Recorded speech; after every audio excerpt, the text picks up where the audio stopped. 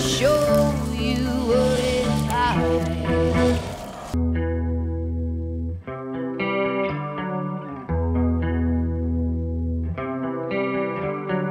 Mother, tell your children not to walk my way. Tell your children not to hear my words, what they mean, what they say. Mother, Mother, can you keep them in the dark for life? Can you hide them from the waiting world? Oh, Mother, I'd like to see your light, but if you wanna find hell with me, I can show you what it's like. Till you're bleeding, I'm not about to see your light.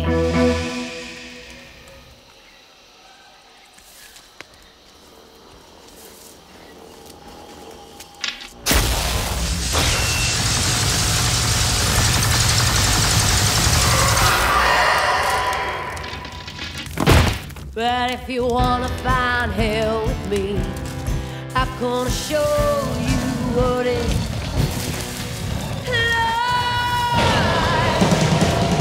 I'm not about to see your light, but if you wanna find hell with me, I'm gonna show you what it's like. I'm gonna show you what. Yeah.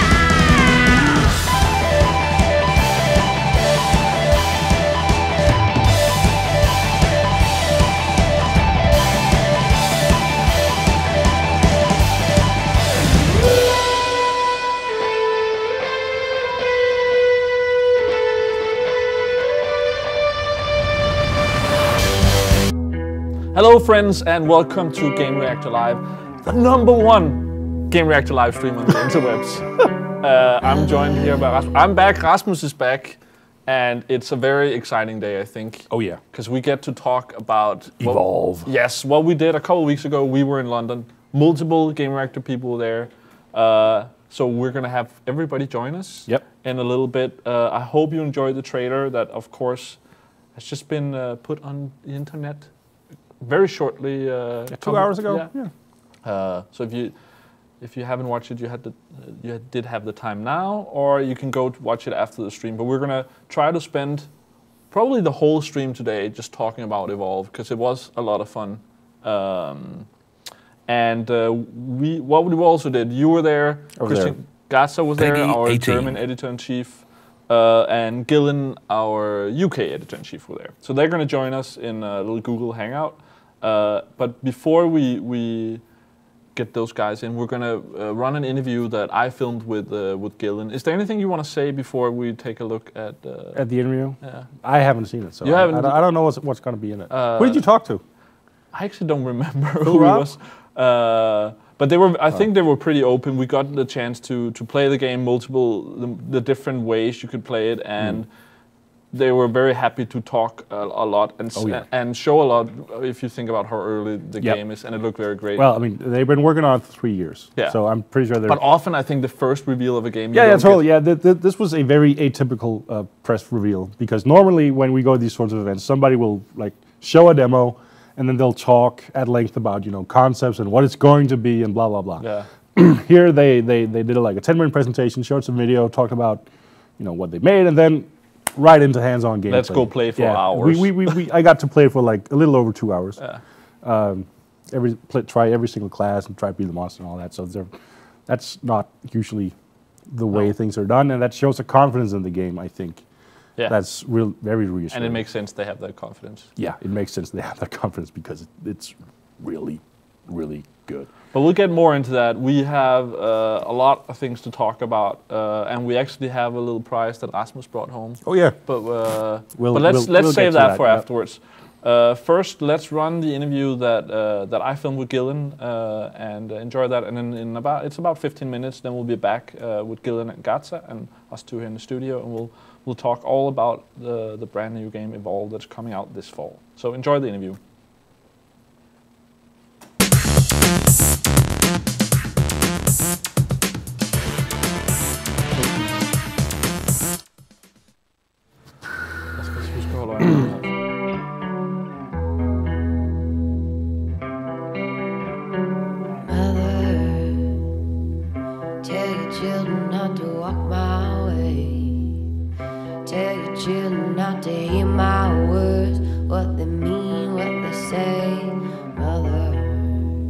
Alright, Evolve, it is a first look stroke reveal. Matt, it more than just concept, more than a few screens, we've actually sat down for the last hour and played it. You guys make a conscious effort to go, right, we need people playing this to really show what this is all about. Yeah, definitely. We were really proud of where we are now, and we thought about the best way to do the game reveal and how we can get it out to you guys and talk about the game, and we thought, well, let's get them in a room and let's get them to play it and have fun with it. And you know, we're showing you a small slice of the game today, but yeah, I thought that was the best way to do it, and I think you're all having fun. There's a smile on my face, so yeah, I'm going. So it's X4 versus 1, Alien World, Hunters versus Alien or Monster. You guys have sort of said about, you come off Left 4 Dead and you're like, all right, we need to do something else. I mean, was the plan, was the idea almost fully formed already, or how did the whole concept come about? So the idea for Evolve actually came from Chris Ashton and the early Turtle Rock team before Left 4 Dead. He had the idea that he wanted to make a 4v1 game. It was always there, but circumstances was that Left 4 Dead came around and made Left 4 Dead. Worked on the the DLC for Left 4 Dead 1, Left 4 Dead 2, and then when we became independent again, we got the chance to make Evolve, and that's kind of how and where the idea came on. It's always been there, and then the chance came about. It's like, let's do it. Okay, multiple rules, 4 different rules for the Hunters classes. You guys must have been balancing for a long time, because from what I played, yeah, I've still got to play as a Trapper. There's no weak rule in the entire thing. I mean, how much iteration have you guys done? Like you said, you're playing it almost every night. Yeah, you almost answered the question for me there. Every day we balance. So we had the game up and running like on the 4th month of development, and since then we've been balancing playtest, balance, playtest, balance, playtest. It's like a daily thing, and anything can happen. You know, when you're doing that kind of process. You know, it's like we add a new item into the game and see, well, what's going to happen. And it's like, we just don't know, and then we put it in. It's like it's a huge advantage one side, and you've got to balance that and work it out and keep play testing. So yeah, you know, that's the process that we've taken up. You know, we just keep play testing balance. Let's talk Hunters, because there's 4 classes, but there's multiple characters per class. Is it a case of these characters will be gradually unlocked, and they have different type, like weapon types or whatnot for each class? Yeah, it's kind of that's spot on. So if you've played Assault today, and you play a guy called Markov, he has an assault rifle and a lightning gun and some like lightning, what we call arc mines. But if you go through the game and you get another assault character, they're going to have their own kind of set of weapons. They're still going to be dealing damage. That will be their job, damage dealers. But they will have different weapons that they can deal damage with. So kind of our idea is that each hunter that you get is like its own unique package of gameplay. Okay. And at that, with different weapon types then, is that more just a visual thing, or is there actual, like, maybe a slightly different gameplay mechanic even within, say, the different classes? Mm-hmm. Yeah. There would be slightly different ways to play based on what the weapon is. Okay. And the monster, almost a set piece of the entire thing, someone playing that. But again, different monsters, so you're only revealing one today, the Goliath. First glance, you think it's going to be more of a tank, really slow moving, but incredibly agile. Yeah. Was that, again, a conscious decision for you guys? You had to make the player as a monster feel strong, unique, powerful, yet fast. Yeah, he's kind of like, though he's physical and brutish, and you kind of, when you first look at him, I see what you're saying there, but he was kind of like more, like a bit like King Kong, right? King Kong's I mean, he got up the Empire State Building pretty quickly. So that kind of thing, that he is agile, like that kind of guerrilla kind of movement. But he's also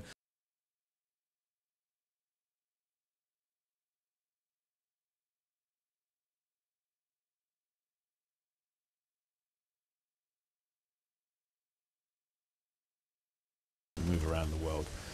How have you guys went about balancing that to make sure that there's an even playing field, whether you're hunter or whether you're monster? It goes back to what we were talking about before, really. There's a lot of play tests, a lot of iteration. There's a balance in the actual numbers as well. You know, I think when you're playing a monster, if you notice, as soon as you take out one of the hunters and they're down to 3, it's like, I can see where 3 are. It's like 1, 2, 3, 1, 2, 3. It's kind of like more controllable. When you have the 4th in there, it's like 1, 2, 3. Well, where's that one? 1, 2, 3. Where's that one?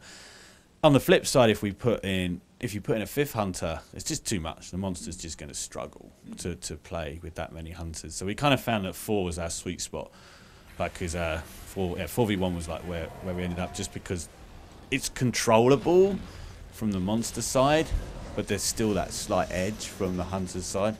So we kind of found out 4 is the magic number. And sort of flip side of that, you'd sort of played about with 2 monsters rather than 1. Again, was that the same thing? 1 just felt like the right number? Yeah, exactly the same thing. It just worked out. It was just the better gameplay. Yeah, that's where it worked out for us.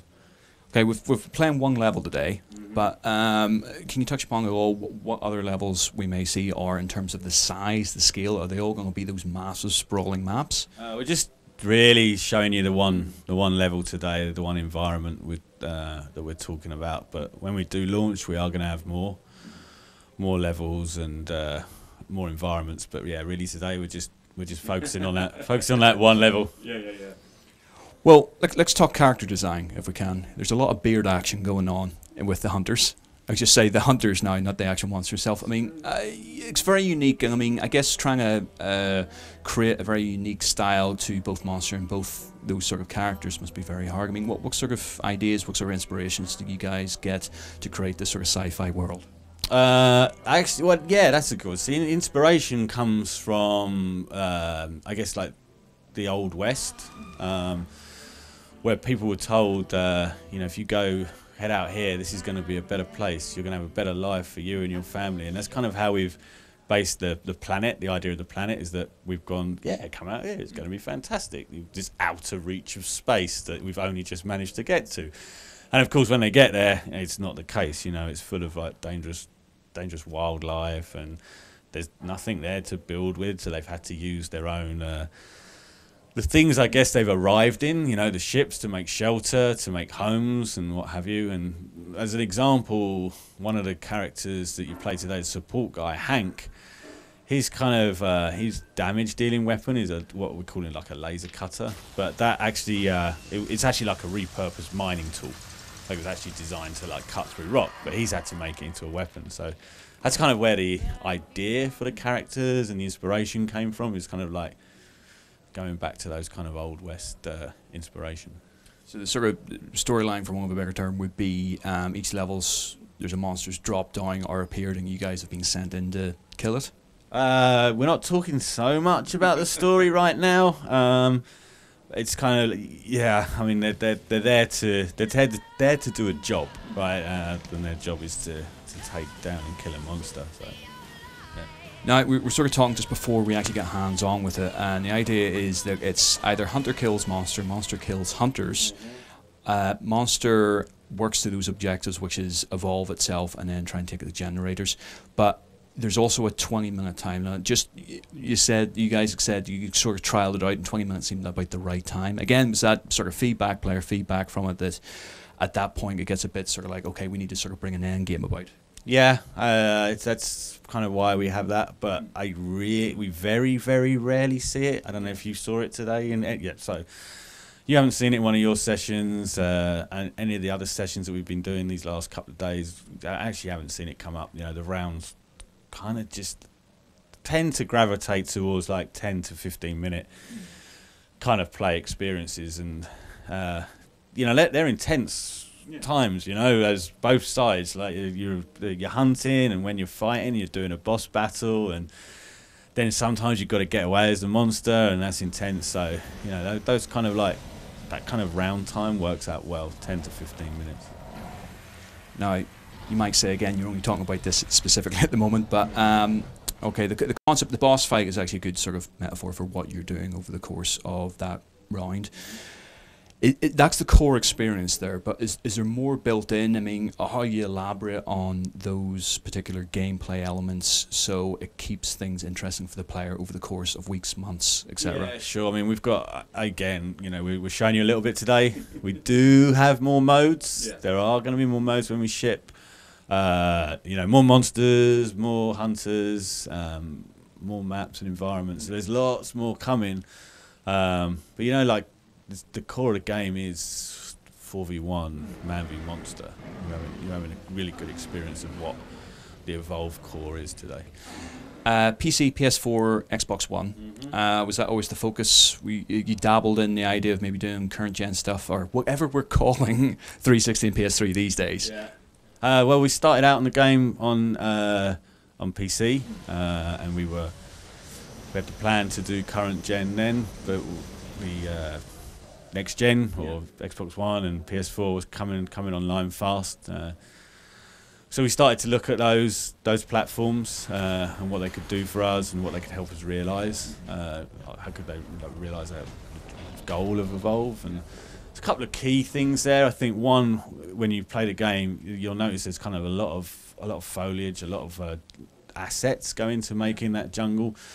Particularly when you're like a 15-foot or 20-foot monster, we need a lot of those places to hide. You know, and there's that kind of stealth element to the game, and making those kind of like lush environments like that we need that little bit of extra horsepower. And again, the wildlife that you see in the game, they're all AI driven. There's like they each have a route finding, they each have attack patterns that they play, and then if you drop, someone drops out of the game, AI can take over that. So that's suddenly we've like thrown a lot of AI into a world, and we just found like Xbox One and PS4 really help us realise that, kind of have that amount of wildlife in the game that we really wanted to kind of give it that feeling of a new world, of a new alien world. So yeah, that's where we kind of like decided to focus on those platforms. Okay. With playing the monster, with playing the hunters, I mean, how is it decided? Is it randomised at the start of a game who's going to be playing what? We're kind of working on matchmaking right now. It's in development. They're thinking about lots of different ways to do it. So we're not settled yet. Still working on it. Okay, well that sort of leads into between now and release later this year. I mean, what have you guys got left? I mean, this is a small snippet, but I'm guessing if you're showing hands-on now, there's a lot in the offices that you guys are working on. I mean, we're finishing the game. We're working hard. We want to release the game this autumn, this fall. We've a lot to do, but that's our focus as a team now. Our focus is work on Evolve and finish Evolve. And sort of finally, talking about it, I mean, how do you guys feel like entering the multiplayer space again? I mean, Left 4 Dead is such a phenomenal game and well respected, well loved. People are still playing it today. Confidence, nervous, pressure over having to sort of almost deliver like the second part? Confidence high. Still feeling pressure though, you know. It's but I'm getting good reactions from a lot of different places. You know, we put this game through different user groups, different focus tests. We get good reactions. We're putting this game out to you, the press, today, and we're getting good reactions. You know, people are coming in and they're enjoying the game. So my confidence level goes higher, right? As we do more and more of these kind of events and these kind of things. Pressure, yeah, there's pressure because we've got a lot of work to do. Well, I shall not hold you up any longer. Let you get back to. Thank you very much for talking to us today. Yeah, cheers. Thanks a lot.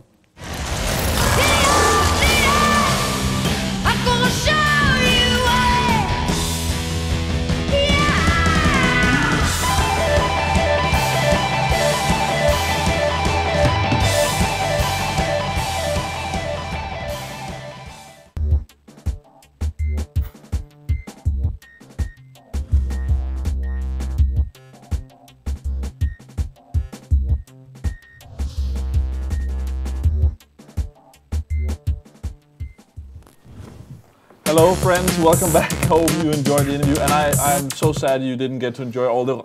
You're in that camera over there.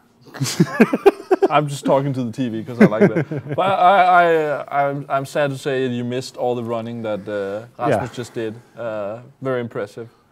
But I want to firstly I want to say thanks for all the birthday wishes last week and the people missed me and stuff. That was very nice. So thank you for that. And to the important part. Of course, I'm joined here by Rasmus, but now we also have on the line Gillen and Christian. Are you there, guys? Yeah. Hey. Yeah, we are. All right, so you also got to play this wonderful game, Evolve. First off, I can see people in the chat are wondering if it's a third or a first-person shooter. Can you clarify that and like maybe Gillen? I can show. Okay, guys, do a short explanation of what the game actually is, maybe. Yeah, well, it is essentially a multiplayer game. So people playing against each other, and it is both a single player and it's both a first-person and a third-person game. So when you play using the hunters, you're playing in the first-person perspective. When you play the monster, you play third-person. So yeah, so whenever you are the four soldier-looking dudes, it's always first person. You can't change. But yeah, when you play as the monster, it's a third-person view. So basically, the setup of the game is you're on another planet. Do you remember the whole backstory of that last? Yeah, the supposed fiction, because I actually asked about this, the sort of fiction about it, which they don't care too much about. But it is, man has gone into space, colonized a bunch of planets, just basically throwing colonies at the wall and sees what sticks. And then they found out, some of the places they built colonies, they're actually like pretty dangerous, huge alien monsters. Cue the Goliath. Yeah, so they send in these teams of experts to sort of get rid of them and protect the colonists that are there. And that's it. And that's it, and that's the four classes you are, and you're trying to take down this monster to protect the colony, basically. Yeah. And what we saw was, I just talked to Gillen about before, they were very open about letting us play and say some things about the game, I think, pretty early on. But they didn't want to talk about more than this one level. Sure. They mentioned this one level, one monster, and one character in each of the four classes. Mm-hmm. But there will be more. There will be more. Yeah, but they didn't want to mention any more than that. So maybe we should run down the classes first. We totally should. Rasmus, what was your favorite class to play? I think it was probably support. Yeah? Either support or the assault guy. The assault guy... It's funny, that's the two I didn't like. Oh, okay, that's odd. Well, the assault guy is the heavy weapons dude. He has a big, huge lightning gun. Yes. And he deals the most damage. So his job is basically getting close, beat up the monster, he has a shield that he can pop, so he's invulnerable to damage for a short while. So, getting close, pop that, deal out some damage, and protect the other guys. Become the focus of the monster's attention. Then you have the trapper. I just want to say, he also has the mines. Oh, that's true. He has mines. Short. Everybody has 4 weapons. Yeah.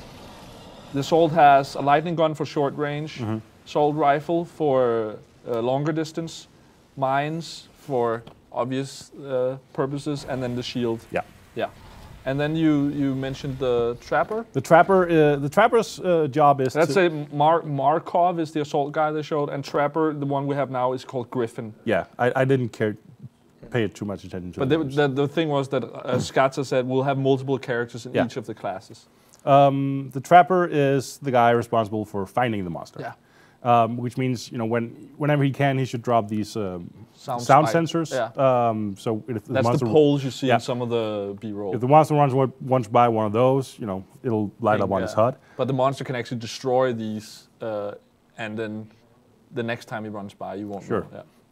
Then he has a harpoon gun that will keep the monster in place, prevent it from running and jumping away. Yeah. Then he can drop this huge dome. Yeah, which is like a grenade thing he throws. Yeah, and then creates this huge power force field that the monster can't escape from. If the hunters can run inside it, they can't run out. So, you sort of trap the monster in a short enclosed area in order to fight him easier. Yeah. Or if you're, in trouble, basically screw yourself because you can't get away. Yeah. And then he has a submachine gun. And then he has a submachine gun for damage dealing. I think the interesting thing with the big force field thing is, so that's what you actually see right now. He throws that, and then it pops up. Boom. That it takes a little bit of time for it to pop up, and often when I threw it, it went down just in front of the monster. And once someone else threw it, it actually got out, and we couldn't get out of it. We had to like destroy it in some way to get after the monster, and actually the monster can get away. Yeah, let's run down all 4 classes. Then we have Val the medic. Yeah. Who's has a med primary job obviously is healing the other guys. That's the healer in the. Yeah. Then she has a sniper rifle for damage dealing, which also punches holes in the monster's armor. Yeah, anti-material rifle. It's making weak spots where it takes more damage. Yeah. And those are actually pretty hard to hit. Yeah. In my experience. And she has the med gun for healing teammates. Yeah. She has a healing burst that heals herself and anybody nearby. Oh yeah, and then she has the anti-material rifle and the tranquilizer rifle. Yes, the tranquilizer, and that makes the monster, that lights up the monster on the HUD, so you can see. But also I think slows him down a little bit. A little bit probably. Yeah. And then the 4th character is Hank, the support. Yeah. Laser cutter deals damage. Shield gun, which is different from the assault one, because the shield gun you shoot that at one of your teammates, and then they're shielded and invulnerable to damage. So a big part of his job is protecting whoever the monster is beating up. Yeah, and then the medic can heal that person. Yeah, and then Hank also has a cloaking device. Yeah, so that makes him invisible, and anyone close to him invisible. If he shoots his own gun, he decloaks. Yeah. But they can stand inside the people around. But they can stand inside his cloaking field and still be cloaked while shooting. And then he has the orbital barrage, which is like an airstrike. Which is an airstrike. Yeah. All right, let's get back to Gillen and Gata. Gillen, what is your favorite? What was your favorite character? We of course also have the monster. We only saw the one we see here. It's called the Goliath. We'll get to the monster. Yeah. What was the most fun to play for you, Gillen? The monster or one of the 4 classes? What I liked about this was none of the classes felt redundant. Previous multiplayer game that I've tried to get into, I've always found there's maybe been 1, even 2 classes that are just so incredibly boring to play, and I haven't really agreed with them. We, over the course of the hands-on session, I think it's the same with Christian and Rasmus, we cycled around each hunter in turn and then the monster.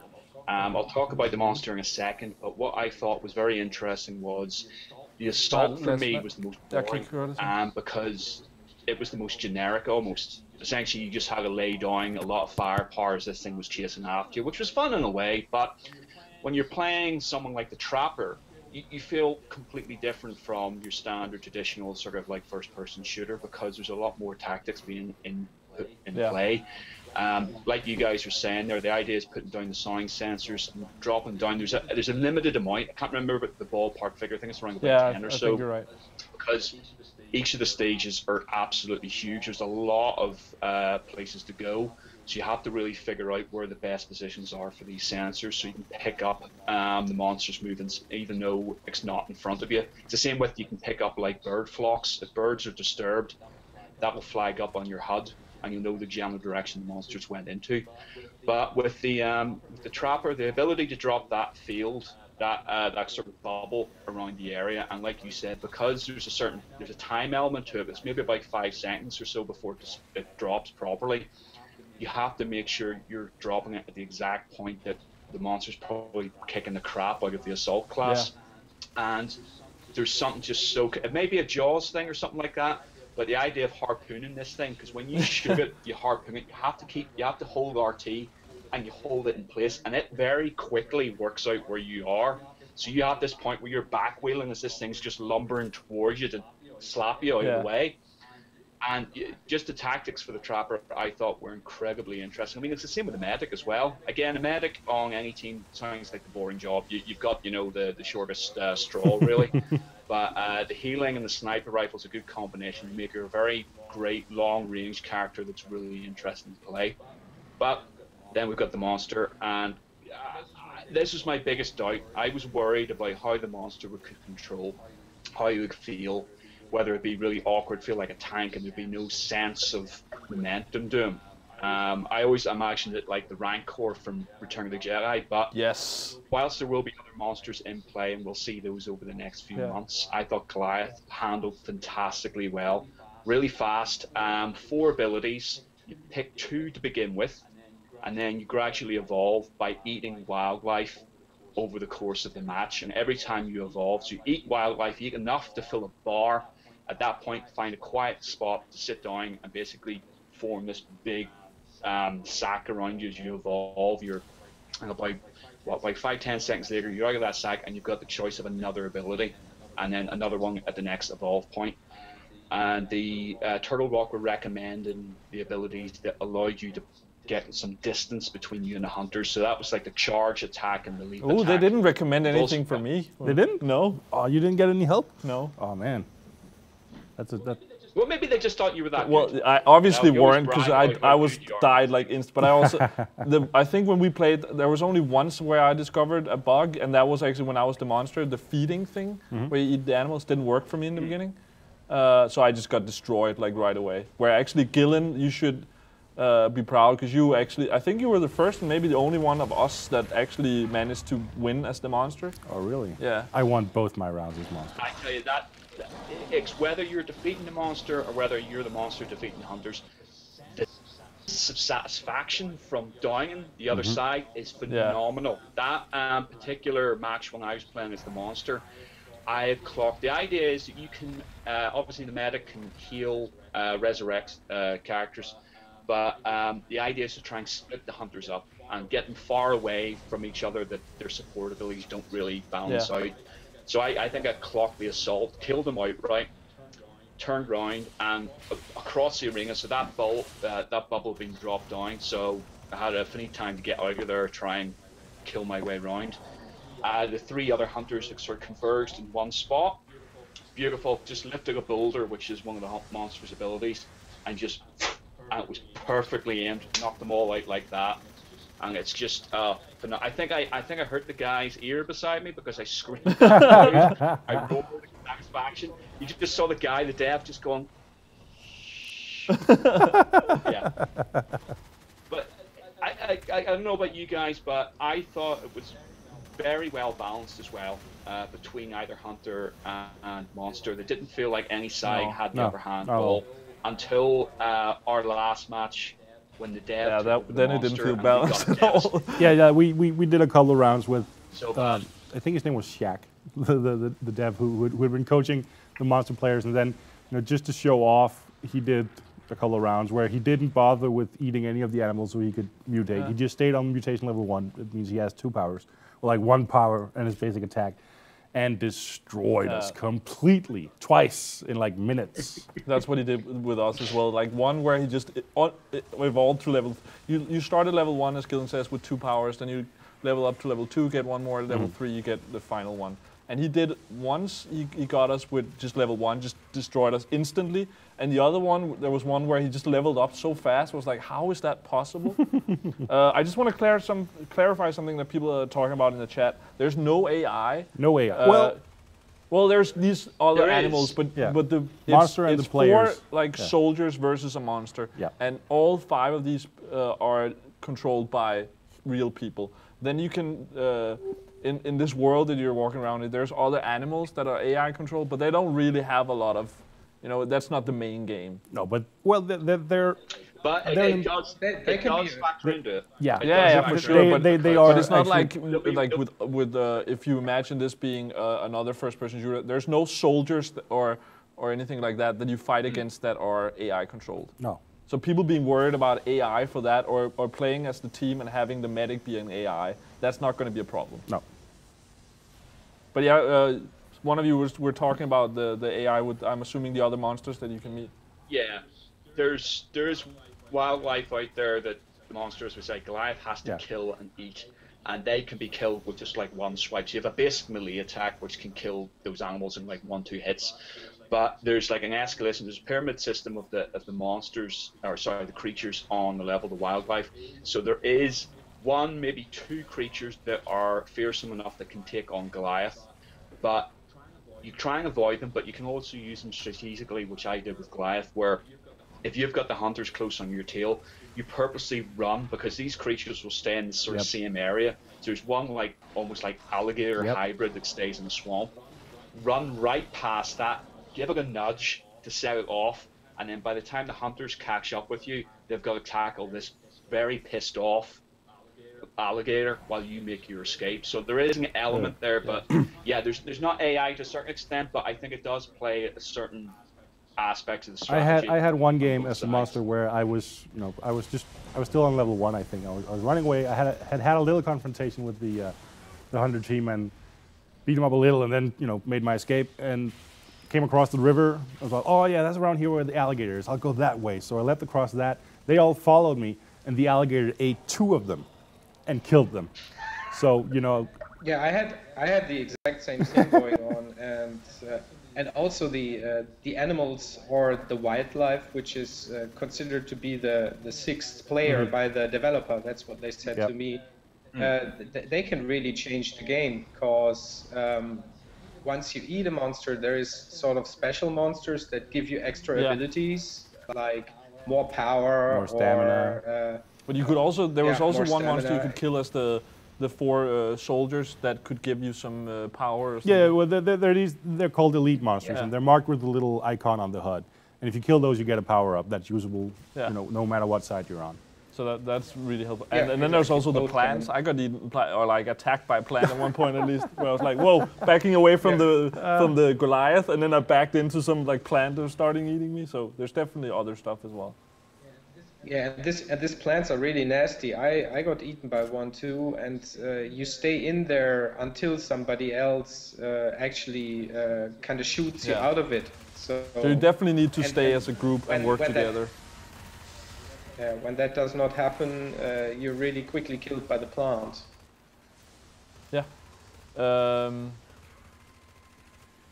What should we talk about more? What haven't we covered? Yeah, let's talk about. We haven't really touched upon the mobility now. That's true. We've said the monster, the Goliath, is very swift. Also, each of the hunters. I don't know whether you actually said this at the start. Each of the hunters have a jet. Oh, that's true. Jetpack. Yeah, we haven't mentioned that. Yeah, like, I think 2014 is becoming the short-term year boost. of the jetpack. Yeah. Like 2013 was the bow. This year is the jetpack. This and Titanfall and Destiny will probably have them too. Yeah. But yeah, and that's like a traditional computer game, video game jetpack where you have a limited amount of fuel, and then when you spend all that, it recharges. So, but you could use it in different ways as well. You could like sort of more glide. You could do like a big boost. yeah, you can do like forward jumping with it, or also like, up. Sometimes it was really like high. just boosting a little bit, and then when I needed to climb up a cliff, I didn't have enough, so I had to wait a little bit, and then the monster could actually get away. So there's definitely tactics with using the jetpack as well. And then the Goliath can just, as we see on the screen behind us right now, the Goliath can just basically climb up pretty much any surface, unless they're at the extreme edges of the map. So that gives him a lot of mobility, and it's actually a pretty important part of sort of losing the enemies behind you, because as you're progressing through the level, you're leaving footprints behind you. Yeah. And they turn up on the hunter's HUD. Yeah. So jumping, leaping, climbing over stuff, running through rivers. It's a big part of your escape tactics. And also they need to use the jetpack to climb up and all that stuff. Actually, one thing that I think is the main awesome thing about this is that you're this group of soldiers chasing this monster, and you're very you really have to think about how you go about it, and you really need to rush sometimes to actually catch up with the monster, because the monster is very quick. And I remember playing in the beginning as the soldiers, and the dev were saying, okay, maybe we should split up here to catch up, but it's about staying together, so don't get caught alone. And we're trying to cut through a level to if the monster was going to one side, we could catch up with him that way. But then when you finally get to the monster, you're like, oh, let me get away, let me get away. So it's a weird balance of that. How did you experience that with the balance of trying to catch up with the monster, and then when you get there, you're a little bit can I take this guy out? I think I experienced several things, because you had this aspect of really wanting to meet the monster, because you don't know where it is, and like you said, once you're there, you're in big trouble usually. But this also changed around. When playing the monster, you at first sort of try to escape, because you land on the planet with 10 seconds ahead of the hunter group, and then they are trying to get you. They want to kill you, and you have to get away. So you have sort of both feelings depending on whom you play, and this also changes around during the game time. Yeah, how powerful you feel. So I really like that feeling. There's a question actually for both you guys, because I didn't get this clarified on my side. But were the hunters, obviously, as we're seeing in the trailers there, the hunters fly in and drop, just come off a ship, land in somewhere in the area. Now, I couldn't get an answer whether the hunters will drop at the exact same point, They the are. exact same They area. And the monster as well? Yeah, actually, I think both the monster and the hunter spawn in the same location. The monster gets a head start of about 30 seconds. Okay. Was it that much? But what I'm thinking about 15 is, to 30, if you're 15, the 20 monster, seconds. you've got that extra 10, 20 seconds. Yeah, and to just, if you know, you put as much to the distance, point yeah, where the hunters drop, whether you could actually take them out, or at least scatter them to an extent, you know, to get the upper hand instantly. Yeah, it was very much about be, getting one soldier, one hunter, like isolated. Because when that happened, you had a big chance as the Goliath. I remember the dev we played against and shit. In the end, he explained that that was basically what he was trying to do, and he was trying to set up one of those elite monsters at one point at us, and that elite took out one of us, and then he was like, okay, then I can take out the rest. And they were talking a lot about how they balanced it. That they actually tried being 3 hunters on the monster, 5 hunters against the monster, but this 4-on-1 was what they ended up thinking was the best. Yeah, there's also the aspect that if you die as a hunter, you don't respawn for 40 seconds or something like that, and that's a lot of time. That doesn't sound like a lot, but it is. It doesn't sound like a lot, but it really is, because, I mean, once you have that one man down, you're at a huge disadvantage. It's also, like, one thing is that it's one soldier, but if you miss the healer, then you can't heal your team. If you're missing the trapper, then it's hard to find the monster and put him in. If you don't have the assault, you can't damage the, like, it's really, you're missing, it's like missing one weapon out of your arsenal. It's really, really tough. Did you have any highlights, guys, when playing this? What were your favorite moments? I'll let Christian start. Yeah, I think I had to start at playing the monster, and so I had the highlight pretty much at the very beginning, because that was what I really wanted to play, and it actually turned out to be a really, really cool match. It took like 20 minutes in the end, and it was a very, very, very sort of tight loss that I had to cope with in the end. But it just felt really good, evolving through all the stages, trying to get behind the hunters, being chased by the hunters, being able to traverse through the world, pretty much like Ezio from Assassin's Creed. It felt really natural to climb everything, and then having this really good-looking kind of sci-fi setting suits me super fine. So, well, essentially playing the monster for me was the best part of the game. I'm just waiting for the PC version to come out and someone to mod a Predator style variant on it. I will. Yeah, or the Rancor. If I could get a awesome. Rancor in this, that would, I guess that. Goliath is pretty much a Rancor. Yeah, I just want it to be called Rancor. A fire-breathing Rancor. People in the chat are asking how you actually win this game. We're assuming, like, it's pretty clear the hunters take down the monster, then you win. Yeah. I can quickly run that down. There's several ways of doing it. You could either just kill the monster, being the hunters, and you can do that at any point, of course. And the monster can kill all the hunters, can do that at the very beginning. There were matches that took 2 minutes, there were matches that took 20 minutes. Doing that, having a longer match, evolving through all the stages, once the monster has evolved 3 times, playing the game mode we played, there were missions kicking in. So you actually had to let me think what it was. Because I know, because we had one game that almost ended that way. There's a huge base in one part of the map, and there's a generator in the middle of that base. And when the monster gets to level 3? If the monster's at level 3, he can destroy that generator, and that powers down some force fields that were protecting civilians. So the monster can then go and kill those civilians, and I think there's 8 of them or something. And if he does that, he wins the game. I think it was more 12 or something like that, but that is true. Yeah. It's a bit like Counter-Strike. Yeah, and there was also a time limit, wasn't there? Yeah, I think there's a 20-minute time limit. I read that somewhere. So if the hunters don't kill the monster in that time, I think it won as well or something? Possibly. I think there was something like that. That didn't happen in any. No. Yeah, they said they balanced it over the course of playing it over the last year, basically reiterating, polishing it. They said there is that time limit of 20 minutes, but it sounds like 0.001 of matches ever got to that 20-minute point. That was the perfect time.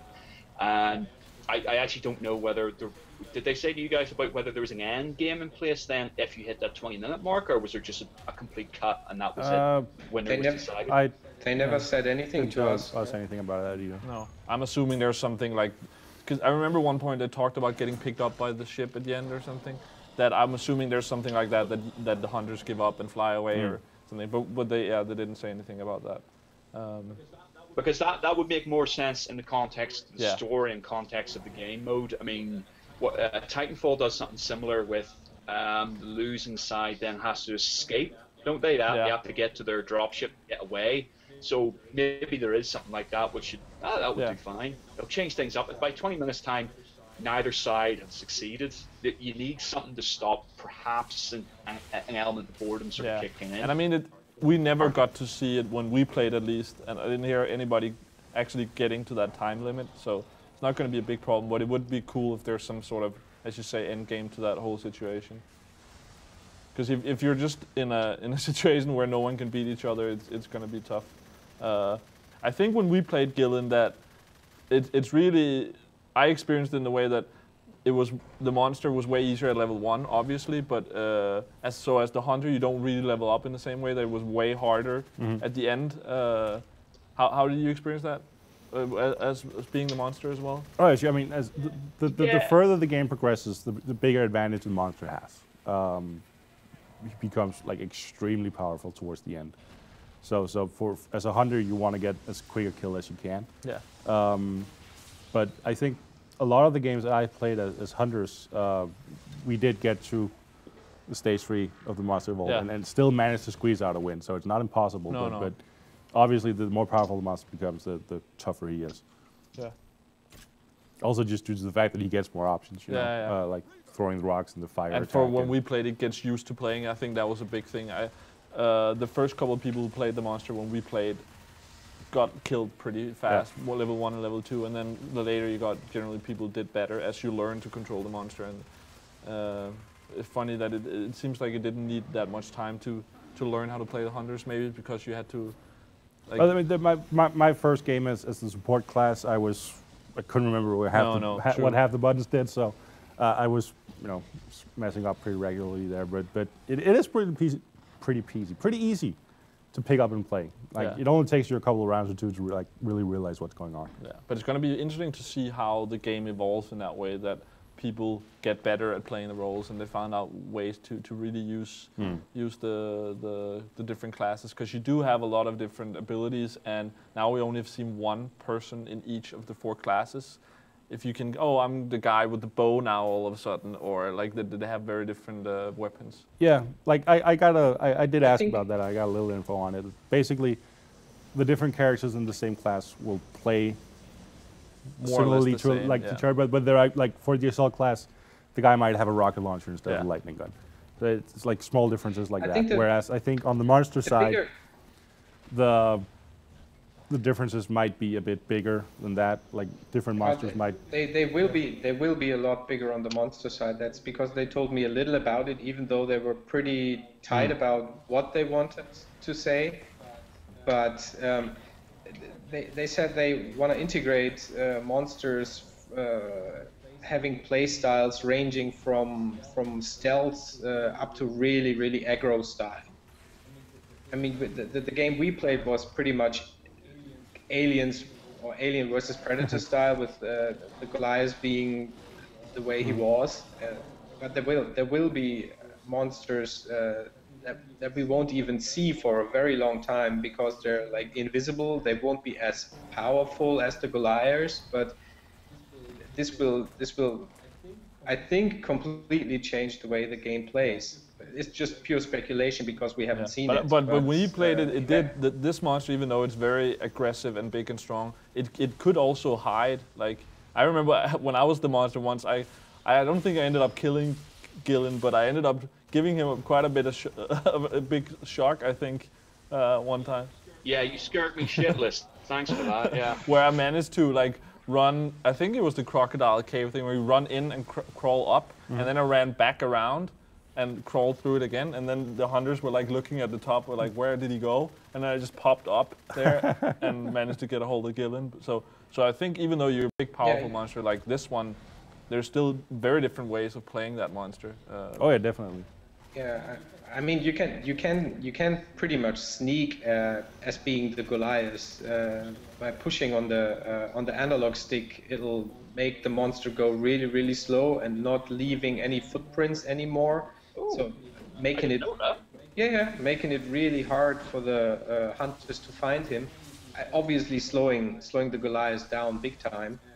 And with the new monsters, I think there will be stealth monsters that can move a lot faster. I mean, thinking about a really creepy, fast alien that moves around on the planet, like in the Alien game. Mm. That's quite cool. That was the thing. I think there's that sense with Goliath that you just wanted to charge in or you just wanted to run away. But like you're saying, like Nick's saying, once we get used to these gameplay styles, we will try different techniques. We'll find different styles of sort of different strategies. I like the idea of that though, because footprints is another way that the hunters can track Goliath, along with the flock of birds that are disturbed, along with the trapper putting down the sound sensors, and along with the medic able to fire that the dark gun that will outline the Goliath on your screen, no matter even if it goes behind foliage. But I like the idea where you can sneak as a Goliath, and hopefully other monsters will have that same sort of adaptive techniques, those adaptive abilities to completely change the gameplay. Because that was the one slight concern I had, which was while those 2 hours were phenomenal, I really want to play the game again. How many times can you play this before you go, right, I've seen it all? And if the different monsters that they introduce do genuinely give a completely different play style, like you're saying, Christian, about one that could possibly cloak properly, and then the hunters would have to take a really slow, methodical, working their way around. That would be cool. Then you'd have, let's say, if you have a handful of monsters, handful of hunters with slightly different abilities, well, maybe different weapons and whatnot for each of the classes. That magnifies the amount of gameplay you could have, and hopefully magnifies the amount of enjoyment you can get out of it, and for a lot longer as well. I'd be totally up for that. I will say one thing we haven't talked a lot about is the level. They didn't talk about all the levels, but there will be different looking environments that you play in. They didn't say anything about it, so this was there was a lot of mountains. It was very jungle, and then there was this building in the middle. But so there might be a desert level, there might be a snow level. That might also play into how the monsters play. If there's, do I prefer the sneaky monster on this level and all that stuff. But again, they didn't give a lot of information on that. What do you think of levels? What would you like to see in this? Is it important that we get, like, is it just we want something that looks different, so that's why we have a snow level and a desert level, or do we want something that's, you know, where the actual, you know, design of the level is different? I'd be totally up for something even more futuristic. Let's say this is an sort of a level that plays on the top of the planet, but imagine you could go inside the planet. I mean, we saw big structures, the generator facility thing. If you can move in there completely, going down into the planet, and maybe, I don't know, maybe even finding monsters that are literally robots or something like that. I could imagine that would be very cool. But I mean, I have no idea whether they are thinking about implementing something like that. I think the obvious snow level, desert level, maybe more daylight, more night level stuff, because they have that implemented as well.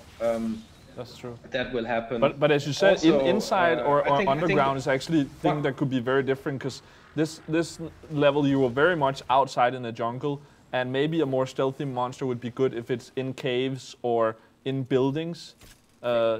Maybe, but then they also said that like their dynamic weather system will play a major role in the game, so that there will be storms occurring that will take away visibility and stuff like that couldn't technically happen inside the planet. So I don't know, maybe it's just speculation. That's it. At the moment, it is just speculation. But you know, they have got a ton of stuff at the back of the office. I guess that was the flip side of such a generous reveal. Whereas I think, Rasmus, you were saying there, we usually go along to these things expecting a 2-minute trailer, 5-minute hands-off, quick interview, and then you're done. So it took a generous gameplay on one level, one mode, one set of hunters, one monster in itself was huge and big and enjoyable. But we've got what, 6 months, 7 months at least before it comes out. End of the year. It's Q4. So I mean, it's literally a. Oh no, we lost Christian. Yeah. And I was really fascinated by the way they have the balancing spot on. So they said they spent pretty much the last 2 years on developing the game while playing the game. So pretty much having a game session every other evening with the whole team, trying to find weak spots in the balancing, and that you could really feel while even playing that one level that they have that spot on. Yeah. All right. Yeah, I was also impressed by just how much variety was in that one level and how many different tactics it sort of allowed for. Like there was a few underground caves that you could try and use to lose the hunters. There's that big industrial facility in one side with a lot of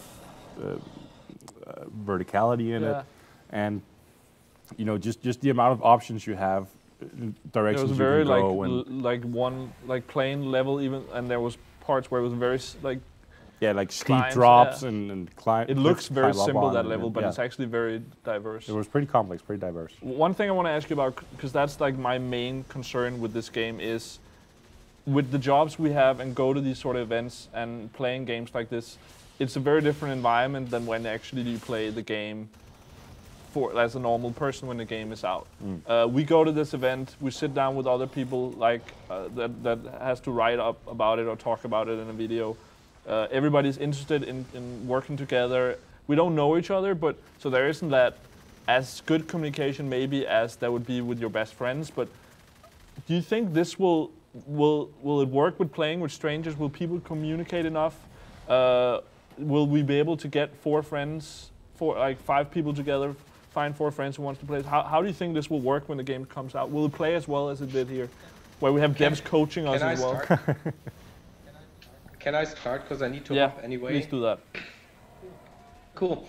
Because I had the exact same problem when thinking about it. But then again, as I think as Rasmus mentioned as well, it's so easy to pick up the game. It doesn't really matter on which side you're playing, being the monster or the hunter.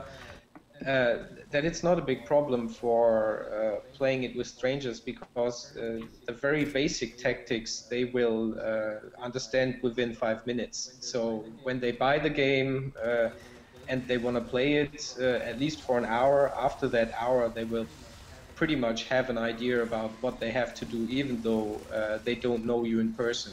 So I'm pretty confident that this whole playing with strangers or people being shoved into your team to add up having 5 actual players in it will not be a problem from my point of view. And I also think like with the amount of tools you actually have for communicating in the game, I mean, obviously all the consoles support voice chat, and I don't know if the PC version will have built-in voice chat or not. You should clarify, it's PS4, Xbox One, and PC. Yeah, it's PC and next gen only. But you know, you can also put markers on your HUD and say, let's go this direction, let's go that direction. I think he's over there, right? So you know, with the pretty clear-cut roles all the different classes have, and the amount of tools you have for communication and for tracking and HUD sharing, all that, I don't think it will be that big of an issue, actually. I just want to say, Christian, I think, as you said, you need to run. So thanks for joining us, Christian, and see you another time. Yeah, cool. Thank you. Thanks for having me. I will say, before I let Gillen say what he wants, I think it was very smart the way that, because it's always that thing with voice chat, people want to talk, people don't want to talk, that you had that function as well where, as you said, you can point and say this place, this is where the monster is. I think that will help a lot for people who don't have a headset or don't want to talk. Gillen, how do you think this is going to work when the game comes out? Well, I think Left 4 Dead 2 showed the cooperation or cooperative heavy games do work. I think people buying this will know what they're buying into, and I imagine 2K have a rather sizable marketing campaign behind this, even if press have not impressed upon people before the game comes out exactly what type of game it is and what people are expected to do in it. I do not foresee any problems per se. It will definitely be one of those games where you will be buying it with friends. There will be agreements there, as with any Halo game that comes out. Right, Friday. It's same with Call of Duty as well. Friday, we're taking it off. Let's go to the shops, pick up a copy each, home, boom, that's it. For the Stranger side of things, I have to wonder whether they're thinking of having some sort of system, as to be fair, the way any cooperative multiplayer online game has, where you can tweak settings so you will be flagged up as a particular type of player, or you're looking for a particular type of thing, whether you're looking for just a bit of fun, something serious, more hardcore. I think they'll be fine with that. I don't think we'll have any problems. Maybe you'll get people on your team, or you may be that person on a team that's just not quite as shit hot as other people, but because that was part of my concern. The reason why I thought of this was that when we played, I actually think it was when you were the monster, Gillen, there was the first time where I noticed we had one player that didn't do very well as the trapper, which I think mattered quite a bit. It made it a lot harder, and I imagine it being just as bad with any other class. It's not that people need to be brilliant at it, and of course this is us trying the game for the very first time. The first time we got to play one round as each character first. So people who buy the game will play the game a bit and learn the different characters, but I could imagine it being frustrating being online and having a medic that doesn't heal, and then you're screwed over. Again, I don't think it will be a big problem. No, that probably goes for like every team game out there, pretty much. Like if you have somebody who's wildly underperforming, you'll be in trouble. Yeah, but they did seem to do things that. That said, I think this seems like they've thought of these things, and as you said, the thing with pointing and the way the whole system works, it might actually be less of a problem with this game than it has been with other games. Yeah, it's not like Dota or League of Legends where the game is basically incomprehensible to someone just picking it up. Like we said before, the different roles of the different characters is pretty clear cut. It's basically a first-person shooter, but you did have roles, and it did matter what you do. And in that way, that I guess also means there is some depth to it, because you can learn how to play the characters and get better at it that way. It's not just that you were 4 people with assault rifles and have to shoot at a monster. Is there any other concerns you two have with what we got to play? I really like to hear the system requirements on PC. Because the game's running on CryEngine, which doesn't have a reputation for being wildly optimized or kind to lower spec hardware, and it looks gorgeous, absolutely gorgeous. So with that in mind, I'm thinking like I'm worried about what sort of rig you'll need to get a proper experience of the game on PC. It did play also. If you think about one thing is, first time we see the game, we get to play it. And also, I had that one bug where I couldn't feed on the monsters. But other than that, I don't remember actually experiencing any bugs. I had one on my first monster run where I got stuck in the terrain and they had to teleport me somewhere else. Okay. But outside of that, no proper real bugs. Gillen, do you remember? Did we have any other bugs than that? And I'm just making up excuses now why I died as a monster. Yeah. I finally beat you on something. Just you keep saying that, but actually, I think you're on like a good streak right now with winning in these sort of events. Don't let it go to my head, Nick. Do not let it go to my head. No, the only small bug I saw was as the monster, I was trying to leap over a fence and it suddenly sort of froze and just floated over it. But given the amount of stuff on those levels, on that level, you think about this could glitch. I mean, for Christ's sake, Assassin's Creed glitches and that sort of stuff. Yeah, and the game is not done. They have It was months pretty- yet to polish. Yeah, exactly. I mean, that's a small thing. That's not. I didn't even bring that up in the preview because it was such just that one split second from 2 hours in. You know, the only thing is, and it's touching upon what I said previously, it's just to worry about how they can keep that momentum, that longevity to it by making the gameplay diverse and different, because that is an amazing game to play. I really want to play it again, but how long will it be before I'm going, pretty much seen everything I need to see? I think the communication thing's interesting. You will have to, there's voice chat obviously, but in the moment when you're actually clashing with the monster, it's just, you know, it's rapid fire stuff going off, so you have to really keep track, and it's less. I mean, we tried doing like strategy before we tackle the monster, you know, going, right, okay, you guys setting this up. Everybody needs to know exactly what they're doing and when to do it, and that's not from an instigation of someone else saying, please heal me, please shield me. You need to be on that job straight away. And there is maybe an essence of stress about that, but that's part of the game. And I mean, I played as a medic to begin with, and we had tackled the Goliath at the corner of the factory. So there's a big, massive factory, I think right about the middle of the actual arena of the level. And I was up maybe about 3 or 4 floors on top of the factory while I was watching this thing deck my teammates below. And I was basically using the dart gun to slow it down slightly and using the sniper rifle, boom, boom, boom, boom, boom. And as it was doing that, it obviously had one bit where it just knocked everyone back and had a brief few seconds to go, what idiot's trying to shoot me here? Turned around, and the next thing I know, I just see this rock come out of come from the ground and slap me in the face.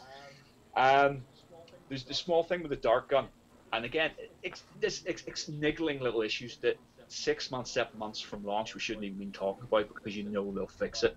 But the medic's got 2 different healing capabilities. So there's the med gun, and then there's the med shield. So the med shield's a short range, sort of arena based shot that if anybody's close by will, you know, and you'll heal yourself with that as well.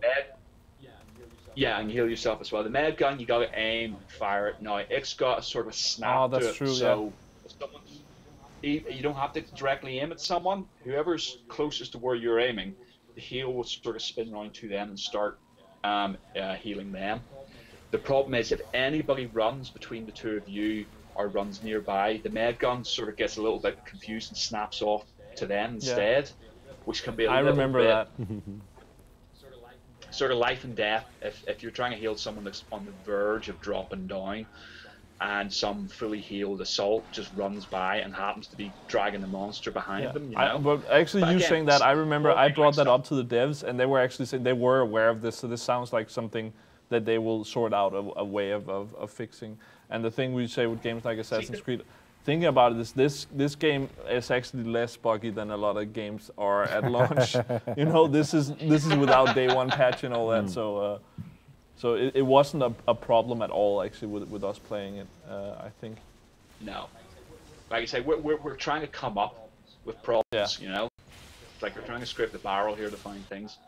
All in all, polished game, extremely looking forward to it, and I think it's going to be, touching wood now, obviously things can go wrong, but one of my most hotly anticipated titles of 2014, and hopefully one of the highlights as well. Hopefully, we get to the end of the year, we're doing our, you know, Games of the Year 2014 live stream. This will be talked about. I mean, it's this and Titanfall. What I like is we're seeing multiplayer games that are trying something different in the multiplayer space. We've had a generation of Xbox 360 and PS3 for about 3 years, 4 years.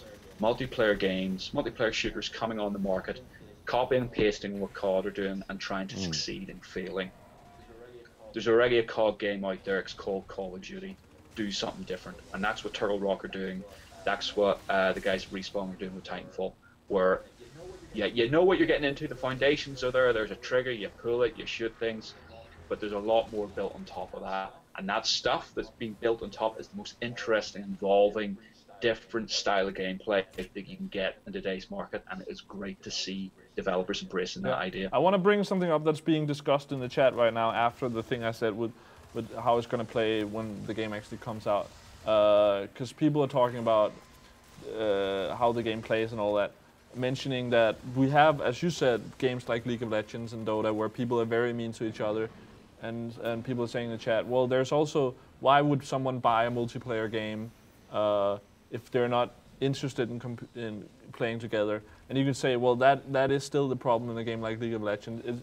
It's not that people don't want to play the multiplayer, it's just that people are kind of mean to each other if they don't play well enough. And then mentioning with single player multiplayer, this is basically the gameplay. This is just like Titanfall. There is no like single player multiplayer. There is this sort of multiplayer-ish levels and maybe, I don't know, but this is basically the gameplay. Just like in Titanfall, there's no like campaign like we have in a Call of Duty. This is it. But as you said, it does have way low, skill level required to actually be able to play this. But so for people watching, this is the gameplay. This is not like the multiplayer mode, and we'll see a single player later. No. This is how it is. Strictly online only. Yeah.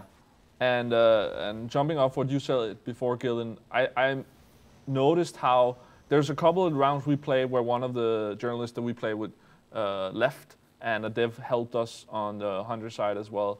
And how he communicated, I don't think he went full on, like doing all the stuff that he needed. He played well, but he wasn't dominating how I imagined that he could. But the communication he did with saying, let's have 2 people go this way, 2 people go this way, let's get healing over here, let's get a shield. And I was playing the Trapper while he did that and yelling like, oh, that was a good trap, and I think really mattered a lot. So, yeah. How did you experience that, Gillen? Were you on the Hunter side with that? Yeah, I was in the Hunter side. I think that's a good point. I think it was raised maybe earlier on in the chat about the worry about this just being an arena-based game. I think once you see the levels, or again, the level in its full capacity, you'll understand Arena gives you an idea of a sandbox with maybe 1 or 2 things in it, and then Hunters and Monster running around. There's a huge, it feels like maybe there's 4 or 5 different areas that they have literally just stitched together. So there's a lot of variety there, and I think with the Hunters, yeah, that's what you need to do. You need to communicate. You don't go alone, but you can go into pairs and you try and do a pincer move. I can't wait to see the different strategies that the really good players are going to pull off on both sides. But I mean, the Hunters like the idea, like the assault has those mines that they can drop. The idea for those, certainly the way it was sold to me, is you try and catch the Goliath's eye and get it to come to you and have those mines laid down between you and it, so it will just run over them.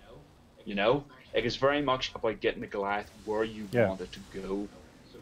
So you have a high rock formation or a factory where you'll have a medic on standby waiting with a sniper rifle and try and not capture the Goliath, but try and drag it towards you and you go into what your strategy is going to be, rather than playing up by ear and getting absolutely decimated. I think it's interesting what you're saying, because I totally agree. I really liked how when we played, the whole splitting into pairs worked really well. I would never go alone playing this game.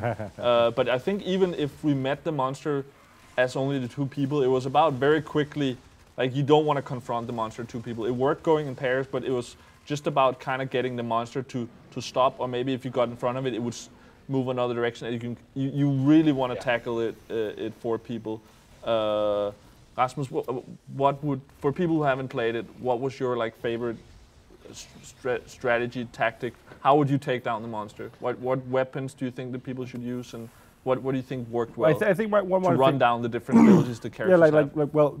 Like you've touched upon, it's all about positioning, and you wanna force the eventual confrontation to happen in a place where you're at an advantage.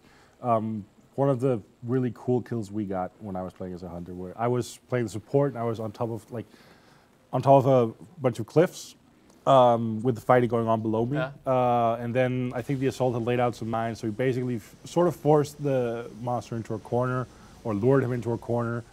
And that meant I could pretty much predict where he would go, and then just aim an airstrike at it, and it timed it beautifully. So just as he stepped into that area, and that takes some seconds as well. Yeah, it takes a couple of seconds to hit, and just as he stepped into that area, the airstrikes started raining down. We took off, I think, 3/4 of his health that way. So he ran for it, and we shot him as he was running away. Yeah, and Gillen, do you remember any strategies that worked well? How did you like the combination of the different weapons? Just trying not to get killed. That was my strategy for most of the wars. Yeah, I think supporting what Rasmus said, it is very much working for a team, and there is certain areas you can try and lead the Goliath into that are tactically more advantageous to you. There's one particular point where we dragged it down. We chased it and got it down into like a valley where there's a lot of like high-rise areas around that valley. So we actually set up like sniper points, dropped the bubble in, and it had a hard enough time just getting out of the valley, let alone getting past us. And I think it's sweeping through the area, sweeping through the map, knowing the map inside out. I mean, there's even playing as the Goliath, there's certain points that I find myself gravitating towards when I needed to evolve, because I knew there's like a down spaceship, and navigating around that as a hunter is particularly tricky, especially with the jetpacks being so limited on fuel. So I knew that would give me an extra few seconds, so that would be the best place to sit down, evolve, use those 10 seconds of sitting there, maybe, you know, and then get out. So I think there's an aspect of it, and that I'll be very glad to see in other levels, other modes that they introduce into this game, where you really have to know your stuff for the abilities as well as the actual maps themselves. I remember when we played it and noticing what the dev said as well, that it's really about the 4 people you have the different abilities, and I thought the assault would be playing like the trapper and the medic first, and you can do some damage. I thought it was okay, we need to just stop the monster and then the assault gives damage. But I think it isn't really about the assault's rifle, it's more about the mines and the airstrike that the support can do, and actually more about when you attack the monster and it sort of comes at you, you need to keep having someone else kind of distract the monster, because if it goes at one of you at a time, it can actually take you out pretty quickly. But then if you have a trapper pull that beam into him so you can't run towards the guy, or you have someone using a shield, it's very, very much about sort of using that you're more people against the monster. How did you experience that? Any comment? I think the assault class, I thought the assault class was basically bait. That's all the assault class is, to direct the Goliath's rage, you know. I find it, like I said at the start of the stream, I find the assault class the most boring, simply because it was so simplistic of what you had to do. Yes, they've got those extra strategies for the mines, but when you're whilst it's satisfying to unload a big gun into a big monster, I think there's a lot more techniques with the trapper and the medic that I thoroughly enjoyed, and I gravitated towards playing as those when I had the choice to. One thing I would like to know, which wasn't really touched upon during our hands-on, is how these different classes are going to be decided. Yeah. So say you got 5 people in the match, and 4 people want to be the medic. How do they decide? Is it like a voting system? Even what if you are a group of strangers that meet and people don't want to be the same thing? It's perfect. Everybody has what they want to be, and it's not the same. I think can we decide that, or do we still get forced into it? There's a small lobby system in the beginning where you just pick whichever class you want, and if somebody's already picked it, then it's locked, and you have to pick something else.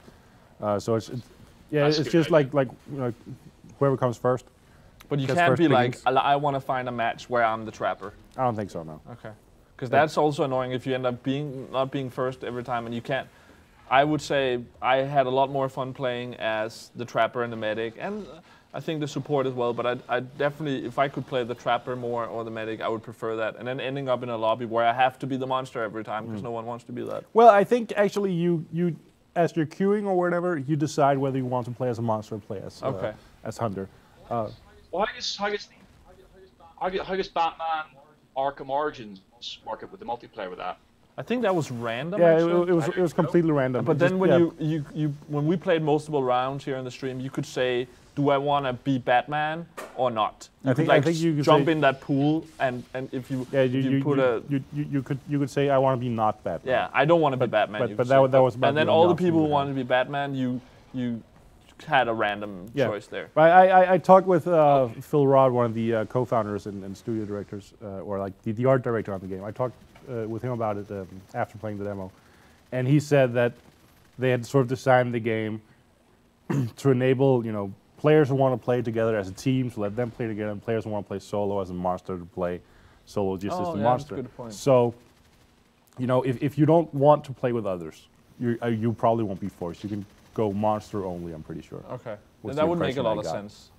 Maybe that's why I didn't enjoy playing the monster, because for me the fun part of this game, and as Gillian said as well, I don't think it was that fun being the assault. Of course, you also did less damage with the guns than I thought I would.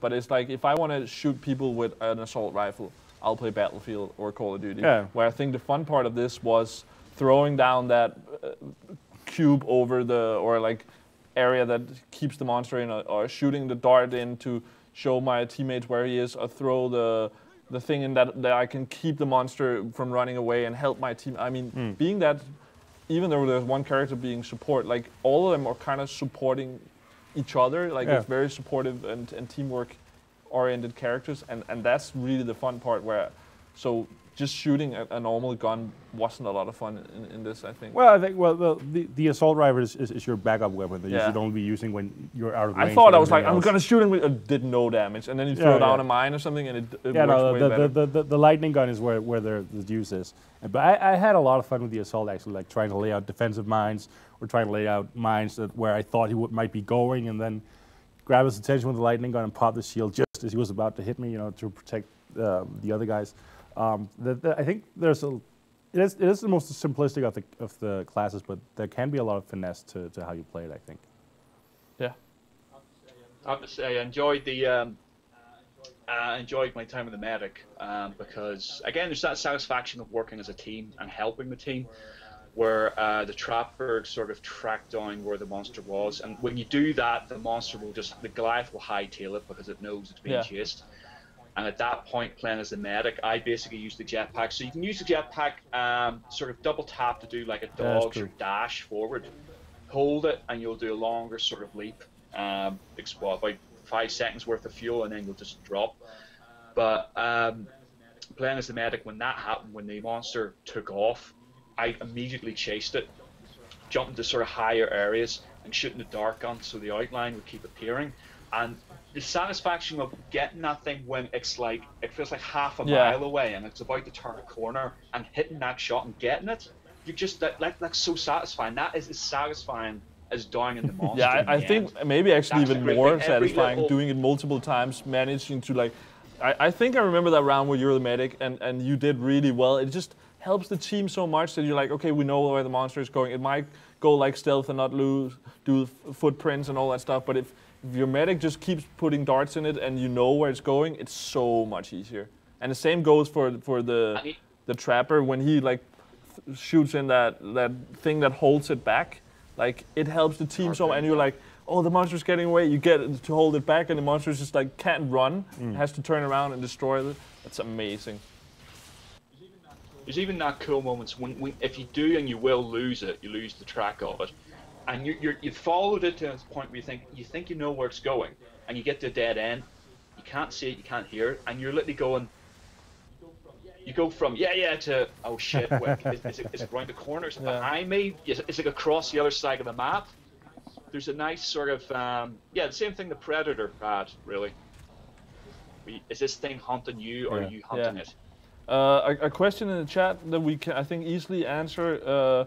Indian Cobra asked, does the monster's health regenerate, or is it like a fixed health bar? It's a fixed health bar, but whenever you evolve, you regenerate and get more health. Do you remember, did you get any health by simply eating animals? Or no, but when you eat, I think it was from eating animals that you build up shields. Oh yeah, The monster evolves with shield, but you lose that, you lose all your shields when you evolve to the next stage. So So there's none of that There's a bit of balance normal- there, but no auto healing for the monster. Or and the anybody, same at goes least. for the hunters. Yeah, that's why you really need the medic to heal. And a lot of coordination, as Gillen said, with that, both with the gun, that you want to chase after the monster, but it's like, oh, I'm low on health, so I need to be the one that can get hit, or do we stop and he can do the boost. I think there's a lot of like the smaller elements in the game that really, where you really need to work together. And the same goes for if the trapper traps it, that the support is ready with an airstrike, that he doesn't throw it down at the wrong time and all that. So a lot of cooperation that actually worked a lot better than I think it often does at these events. I don't know if there's another one we just, again, very small detail that's worth pointing out is that the hunters all have flashlights as well. Oh yeah, that was really cool. On and off. Doesn't sound like a huge thing, but the developers make a point of saying just take it off. If you're tracking the monster and you're close enough to it, take it off. The monster has a far harder time spotting you. But the flip side is you cannot see where you're going. The number of times I toggled that off and just walked in. Yeah, but that's one of the times as well I walked into one of those plants that eats you. I like turn off the flashlight and I'm like, what is happening? And I'm being eaten by a plant. Do you remember when the medic shot the dart to reveal the monster's location? The monster didn't know that, right? Because I think there was one of the times, maybe the dev was just counting on that, that they didn't notice it. But I remember one of the times where we managed to keep getting darts in the monster, so we knew where the monster was, but the monster didn't know where we were, so we had the thing with turning off the flashlights and kind of trying to sneak up on it and getting that dome down, because the monster was also about to evolve, where he gets... The thing when the monster evolves, do you remember how long? Like he needs to get in this. He morphs into this cocoon and then he sits there for a while. He can't do anything as he's morphing. So we managed almost to get an airstrike down on the monster while he was evolving. Just managed to screw up. But so I think that was a very good tactic in that situation. That could be a lot of fun instead of like attacking the monster head on. Like you're like, okay, he's about to evolve. Let's pretend we don't know where he is. He feels safe. Go into this valley. Sit down and start evolving, and then we just like completely annihilate him with the airstrike. So very different tactics in that way as well. And knowing how these sort of multiplayer games work when games are released, you always hear devs being like, "Oh, we never thought of that thing," or like how normal players come up with ways to play a game that devs or journalists don't when playing it. Any more things we should cover in this? I think we've touched on everything, Trying to think, but actually. I'm not sure. I think we've actually covered pretty much everything that from what we remember. Is there any more Q&A in the chat? One thing that is being brought up that's not directly about this is the whole talk about multiplayer and tacked on multiplayer that I think we've maybe covered a little bit, where it seemed in last generation we've had some games that it got popular with with not only season passes but online passes and tacked on multiplayer, that we're getting games now where we're having Infamous come out without multiplayer. We're having games like this and Titanfall that it's not just a multiplayer, but it's a multiplayer game. It's not if they just released Call of Duty as the multiplayer. So it's games going in the direction that fits the game and then just doing that. What are your thoughts on that? Is this what we want? Is this like the devs just listened and we're getting what we want now? I think like a lot of games historically have felt like they were basically two games in one package. Yeah. Two very different games in one package. And sometimes developed by different studios. Sometimes even developed by different studios, yeah. I mean, multiplayer online has been a sort of like a bullet point that you need to fill for a lot of developers or publishers in the past generation. And I think in a lot of cases that was basically just wasted resources. Yeah. For instance, Spec Ops: The Line had a multiplayer portion that nobody played at all. Tomb Raider. We already mentioned Batman Arkham Origins. Like we know firsthand how few people actually playing that game online. Yeah, because that was a problem. Tomb Raider's multiplayer was completely forgettable. I think we also, I didn't buy Uncharted to play Uncharted multiplayer, but I think that, and especially Last of Us, actually managed to, even Last of Us is special because it actually did some things, but Uncharted was very basic third-person shooter, but actually was a lot of fun. But I think that was fine. It didn't feel tacked on. But but I still think I would have preferred another couple hours of single player to that multiplayer, and then just play this instead. And then you had games like Call of Duty where the single player campaign was just idiotically it feels stupid. tag out. Yeah, a lot of the I think that goes for. I don't Medal of Honor kind of went off the thing as well, but like you have the same thing with Battlefield. Most people play way more multiplayer than single player. But we know of a lot of people who buy the game to play the single player and then put it down. Yeah, and those people should not buy Evolve. No. Gil, how do you feel about this whole thing? Are we getting in a situation where the devs are just listening to everything we want? Actually, you can answer me something, and then I'll carry on my answer from that point. Did they? Am I wrong in thinking they released Uncharted 3's multiplayer as a separate free download? You could play. It was free, and you could play until level like 10 or 20, and then the max level was like 60 or something. And when you got to that level cap, you could either buy the full. You could continue playing, but you couldn't level up. You could. You could continue playing without paying and just having what you had. So there's some weapons and gadgets you couldn't get. You could, at that point, buy the full version of only multiplayer, I think, not the single player if you didn't want it, and then continue from where you were. Or you could buy like special items, sort of like in-game sort of thing. So it was very, you could kind of play it how you wanted. And they did something similar with Killzone, where I think it was just that the multiplayer was free.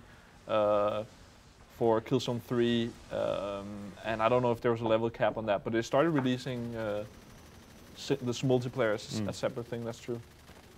Well, that's why don't they do that? Why not for Battlefield and Call of Duty?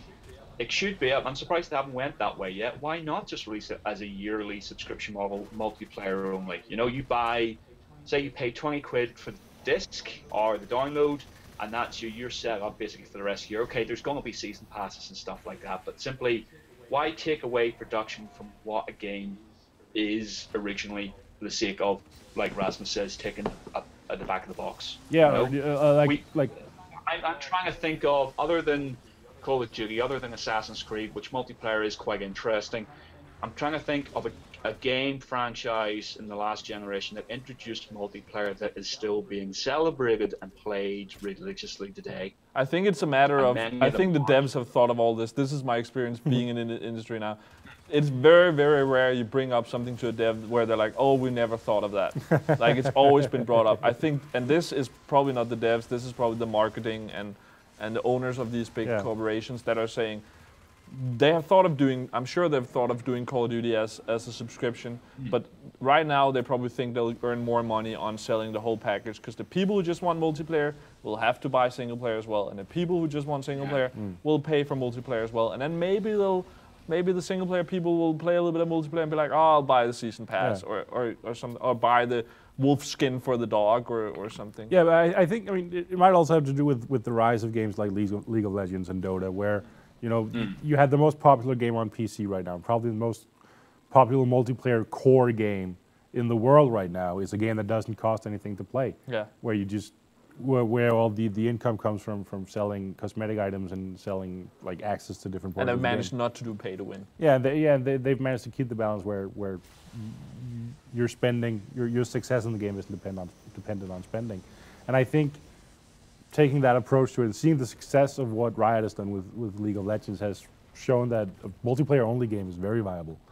And probably, you know, also the more metrics people have done, companies have started doing on their games, the more they realize that doing a single-player campaign on a game for a game like Battlefield might not be worth the time and effort, because maybe it should most just players, be a separate franchise. Most players won't ever complete that, even though it's only 5 hours long. Or at least that people say, I want to play Call of Duty, then it's the multiplayer, and then they can do another. They can call it Call of Duty as well, but it's a separate game. Just to play devil's advocate, isn't using League of Legends as an example the same as using World of Warcraft or Call of Duty for examples of something that, like, League of Legends is a very extreme case. Like, we see a lot of MOBAs kind of being pushed out there. That it works for League of Legends is because it is the most popular game. It also works for Dota, and it also works for, I think, Smite, even though it doesn't have nearly the same number of players. I mean, they've can't remember what the studio behind Smite is called, but they already said that Smite has made them a lot more money already than Tribes ever did. And like, even though there are a lot of what you might call second and third rate MOBAs out there, a lot of them are also like successful in the way that they're self-sustaining at this point, and they make a lot of enough money to be worth the effort for the developers. So, you know, I don't think like bringing League of Legends up in this case is it can work. It can work. Do you think it can work? Like, now you play more Battlefield and I play a little bit more Call of Duty, but we all like play the different first-person shooters. And Gillen is the Halo guy. Would you prefer that your shooter franchise of choice was a subscription? It's like Netflix, that you pay $5 or $10 a month, and then you pay for that. Or like World of Warcraft is maybe a better example. You don't have to ever buy a single-player disc campaign thing if that's not what you want. You'll get that from others games, or maybe they'll release Call of Duty once every 3 years, and it's the single player, and it's more of a single player, and then you just pay for the multiplayer, and that's included. Then that's kind of the season pass, so you get the maps and the updates, and it's that subscription. Would you want that? And do you think that could work? I think if you know, for a subscription-based game, you need to have that steady trickle of new content and. But that could be the season pass. Which, yeah. I mean, I wouldn't pay a subscription for Battlefield 4 in its current form. No, but if bugs notwithstanding, but like just that set amount of content, and then I would. Play if say no bugs in Battlefield 4, then with the amount of content, it wouldn't be enough. No, probably not. Not compared to a game like World of Warcraft, where there's like hours upon hours upon hours upon hours of unique content that you can't see all of within one day. But and also because there's games like Team Fortress 2 out there where everything is free. And has the like more content than Battlefield does. So we would need to be free and then buy cosmetic items for you to be into it? Yeah, I mean, I'm not opposed to a subscription model. I'm just saying that you'd need to put in more content and a more continuous trickle of content than is DICE is listening. What is it Rasmus want? How do they need to do Battlefield for you to pay a subscription for it? Well, I mean, they could take all the DLC they're adding. 3-4 maps a month? Would it take that much? Or no, that might even be too much. Okay. But I mean, what they're doing with the release schedule, supposed release schedule for Battlefield Premium and all that DLC, like, if I'd probably be happy paying. If they had the same. So it's the flow you're thinking about now. What if they had the flow that they have with Battlefield 3, where there was a map pack every 2 or 3 months? Yeah, about every 3 months, and those map packs actually switched up the gameplay a lot. So that you would have paid a subscription for? That I could probably have paid a subscription for, yeah. So let's say that was $10 a month? That'd be reasonable. Yeah. So then you would actually end up paying more for a year than you would for where you pay now. Yeah, but then I probably. But that's including the season pass? Yeah, and I probably wouldn't play it for a year. No. Like, it depends, you know. Gil, how do you feel on this? We had something like that happening with the Halo, right? With the Spartan Assault? Wasn't there some sort of season thing? No, the Spartan Assault's the top-down shooter. That's a separate thing. But they had the Spartan campaign for Halo. Yeah. Yeah, they never actually returned to the whole Spartan online campaign. They did the season 1 for it, and I felt that was going to be a much bigger deal than it turned out to be.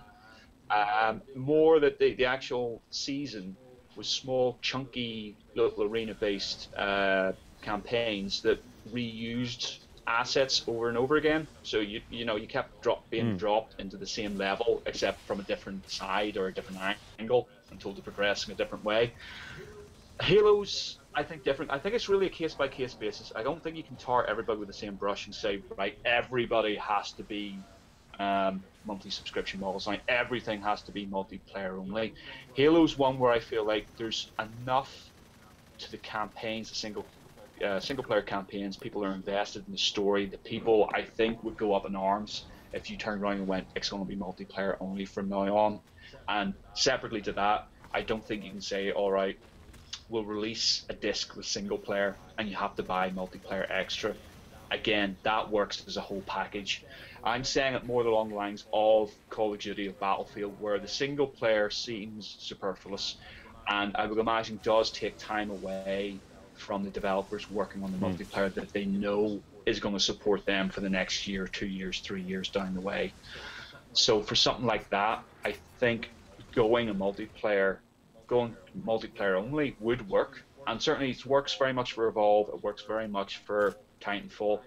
I would never want to see a single player being carved up, and I'm glad that we're now seeing that, you know, a regression from that. I mean, that was very much part and parcel of last gen, where publishers were carving off single player content and reselling it to us on day of release. Like Mass Effect 3 had the Promethean character that I never bought, and I felt like I lost out a huge amount on the story of that game, because that felt like an integral character to the cast. But it wasn't even like we'll drop it in 6 months later. It was, I think it was same day as release. It was like, oh, you spend. That's the thing where you can have a situation where you feel bad either way. If you pay for it, you feel like, I paid extra, and you feel bad about it. And if you didn't, you feel like you're missing the content. Yeah.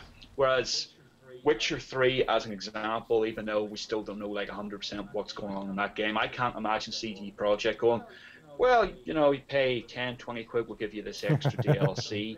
Doesn't feel like, I think it's that perception and that ongoing discussion about what is that DLC and when is that being introduced? Is that stuff that's being designed during the pre-launch period that is subtracted from the main game, and then they'll work on it a little bit more? Or is it like with BioShock Infinite, where Burial at Sea feels very much like a wholly separate DLC pack that has been made post Infinite, and has they've spent basically the last year working on it, you know?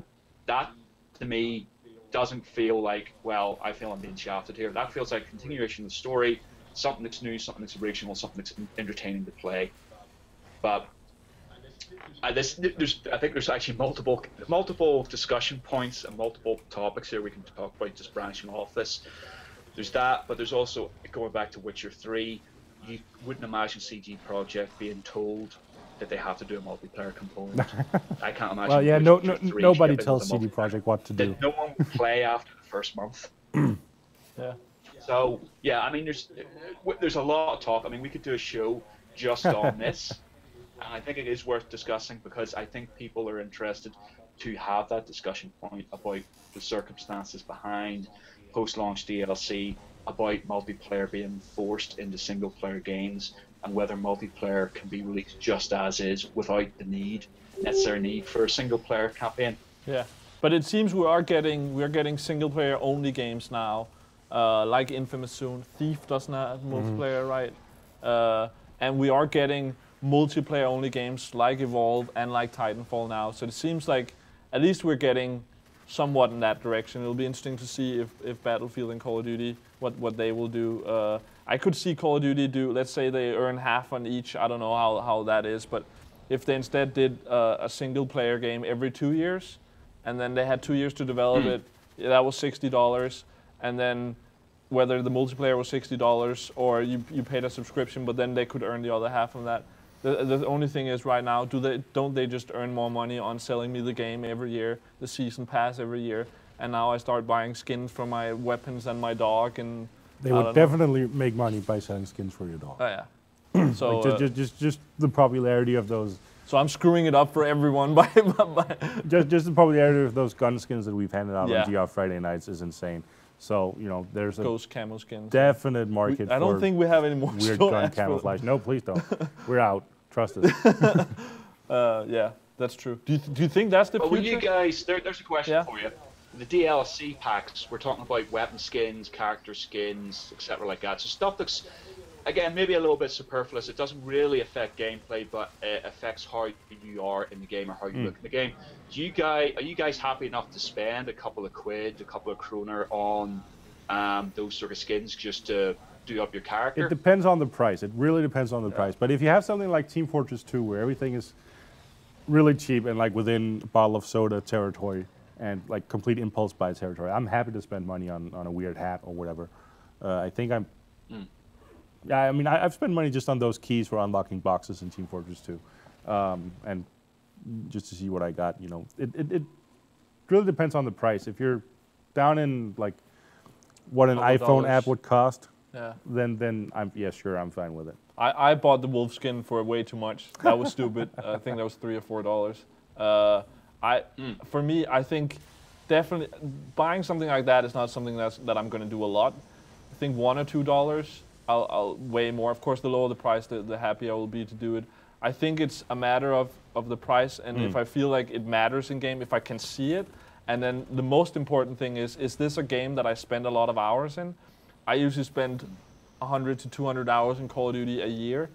The amount of content or the amount of playtime I get for $60 there is worth it. That I'll spend $5 more for something that I like. I don't buy all the weapon skins in the game, but if there's one that I think is really cool, sure, I'll spend $2 on that. Like I won't spend 15 euros on a World of Warcraft mount, but I'll happily spend like 5 euros on the Glamrock skin for the Elite Tauren Chieftain in Heroes of the Storm. So, you know, it depends on what the content is and what the price is. Yeah. Okay. Well, coming off that then, and I know this is completely going away from the conversation about Evolve, but season passes.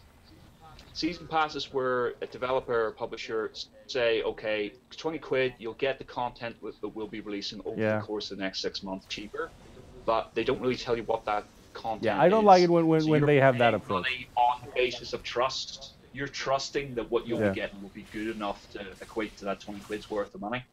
Yeah, I like you. I think like you're saying, I would like to know. Yeah. For instance, with BioShock and Last of Us, it's both where you didn't know beforehand how much was single player and multiplayer. So if I know that, I think that's an easy decision for me. Over the last couple of years, I bought Call of Duty Season Pass. I know what I'm getting. I'm playing that game a lot. I bought that. Even though I work here, I buy it myself. Yeah. I've bought Uncharted and I've bought Last of Us, and that's a developer that I trust. And even though some of it is multiplayer, it's a developer I want to support. It's content that I believe is worth the money, and that's the few times. I think that's the only season passes I've bought the last couple of years. Yeah, I think, like, for instance, if you look at what EA and DICE is doing with the Battlefield Premium thing, they you know, when they announced that, they also pretty much set up the schedule for when things will be released, and you have an idea of what you're getting. They might not reveal the titles and content of all of it, but they'll reveal like a very significant part. And doing it that way is okay, but announcing a season pass for BioShock Infinite a couple of months before release without even saying what is going to be in it, what sort of content to expect, no, I'm not a fan of that. So you didn't buy the season pass? No, I don't actually think I've bought a season pass for anything. Okay. Also because I tend to not stick with the same game for very long, not even the online multiplayer games. So like pre-buying a DLC pack that might come 6 months down the line, that doesn't really make sense for me because I don't even know if I'm playing the game at that point. That's true. That's true, and that's how I feel as well. It's only the games that I know I'm going to be playing. You know, I have played Call of Duty every year. I feel fairly confident that I was going to play it this year. So if it's enough for me to buy the game, I think it's worth it. Because you do, as long as you save a little bit. Although I will say I've started really looking at it. I feel like sometimes what you save is getting less and less because some people just buy it. What about you, Gillen? Are you a season pass guy? No, I've never been really an advocate of it. I think there is that element where it's really dependent on the developer who is behind the season pass. Like you said with The Last of Us, you're like, okay, it's probably going to be good, but then you're not quite sure how much of that content is being divided between multiplayer and single player. I think they have to be transparent about what you're actually getting. I'm not talking about, look, I'm going to tell you beat for beat what happens in Burial at Sea because what's the point of playing it? But I think they need to say, look, we are aiming, almost like a Kickstarter thing where, look, we're aiming to do this. We're aiming to give you 2 DLC packs that are going to be about 4 hours each of gameplay that continue on and give you a general idea. At that point you go, all right, I'm in for that because I figure the money I'm putting into this now is supporting you to make your DLC plans better. But when they just turn around and say, here's a season pass, it's that byword now, it's that new multiplayer tick the box thing. We need to have a season pass connected to this game, and I get a bit wary when publishers post that without going into any details. And of course they can't know exactly how many hours of DLC they will develop over the next year, but we need a ballpark. And I think actually now looking at Last of Us, I'm pretty sure that we'll get the one single player thing now on Valentine's Day, and then there have already been one multiplayer. We'll get one more multiplayer pack. I'm not sure I would have bought the multiplayer stuff, but I'm okay because it's Last of Us and I support the developer and I think it's fine and I should play the multiplayer more. But I think telling us how much is single player, how much is multiplayer, and what do you expect I get out of single player game time? Multiplayer is hard, but do you expect to give me 2 hours of single player DLC or 20 hours? And if you say 20 and it ends up being 15, maybe I'm okay with that. But not knowing at all, like now, like okay, maybe I only get 2 hours of single player and then the rest is multiplayer. I don't think that's not okay at all. No. I feel like this will be a wholly separate discussion live stream we need to do at some point. Yes, maybe we should. But what's the viewers saying? Is there any sort of input? There's a lot of talk about the same thing, about prices of games, of Game of the Year editions. We could take that up, but that's sort of similar. That's where you basically it's kind of like including the season pass, but you get it. Yeah, like doing same like after the fact. Yeah, I like Game of the Year editions. Yeah, I like that as well. Except I don't like the name because it makes it sound like it won Game of the Year. Yeah, and they pretty much never do. Yeah, but so yeah. That's what being brought up. Yeah, it's kind of being covered. What we're saying is kind of the same that's being said in the chat. There's also being mentioned the whole Metal Gear thing now with the sort of prequel demo thing. But that's a very good point. Because that, which is not a demo. I don't like people calling it a demo. A demo is free and it's. I think it's okay that some games. I think it's great when some games do. This is a chapter you don't get in the game, so you don't get spoiled, and it's worth playing the demo, not just the full game. Yeah, but this is like a separate game that you spend a lot of money on. Yeah, like apparently from the initial reports from the people who have had hands-on with not the Phantom Pain. What's it called? Ground Zeroes. Ground Zeroes. Yes, is that it's 2 hours long and that's about it, and. Like the game store right over here is taking pre-orders for it as a full price title. Yeah. So, you know, that does not compute. But we have doesn't to be work. careful about what those is that 2 hours through the campaign, straight head down, just through the storyline. Yeah. Is there that was a guy playing it at a review event. Preview event actually. Yeah, okay. But like playing through it like you would if you don't think about I want to get everything or he didn't rush as I understood. Yeah. 2 hours and he was done. Like it's a single campaign mission and then 7 side missions or something, and that's it. So yeah, that's an interesting thing as well. And I hear people in the chat are talking about whether they're going to boycott that. And I think that's the most important thing with this. If you don't like season passes, don't buy it. If you don't like this, don't buy it. If you don't like whatever, like skins, hats, and dogs and all that stuff, don't buy it. It's the only way this will turn out the way we want it, and then you hope that your friends feel the same way. Because if you don't like hats and everybody else does, you will get a lot of hats. But yeah, vote with your money. I think is the key here. Any closing comments on this? No. Yeah, Evolve. Yeah, is this one of the? Could this be a game of the year? I think it's definitely a prime candidate for the best multiplayer game of this year. I played Titanfall at Gamescom last year and I was completely underwhelmed. Apparently I'm the only person in the world who feels that way. So I feel like the 10th man in World War C. But for me so far this is by far the most exciting multiplayer. But that is the 2 games people are bringing up for multiplayer. Yeah, those 2 and Destiny I think are like the big hitters in that league for this year. And from what I've played, Evolve is my definite favorite. Gillen? I think, multiplayer of interest. I have my plans out, which is going to be Titanfall for March. Evolve comes out. That's going to be me. I think there's that sort of idea about sticking with 1 specific or 2 specific multiplayer titles and really dedicating all your time to them, like you do with Call of Duty. Something that you really enjoy, and that's it. You don't worry about, I have to cherry pick everything here. You stick with 1 game, you really enjoy it. I think for myself, whilst not knowing much about Destiny, I mean, they really haven't shown a huge amount for that game. That might be the 3rd of the tripod, but it will be, I think, this year's like Game of the Year contenders are pretty much obvious, which is Titanfall, which is Evolve, which is Destiny, which is Witcher 3. I think the big names are already out there. But, you know, 6 months from now, we could be talking about something let's see what totally gets different. revealed. Yeah, like Sony said earlier today that they have 100 games planned for release on PlayStation 4 this year. 100 games? 100 games are How planned to many be published how on many of them PS4. are indie? But even if that's including indies, of course. Yeah. But even including indies and so like games we get later that has been on PC, that's a lot of games. That's a lot of games. How many have we seen so far? Like 8, five, 10, maybe yeah. 15, pushing it. Yeah. Wow. Okay, that's good. That's a lot. We're going to be very busy, gentlemen. We're all going to be very busy this year. And we'll stream every single. We'll see about that. Oh god, that be might on kill us. Yeah.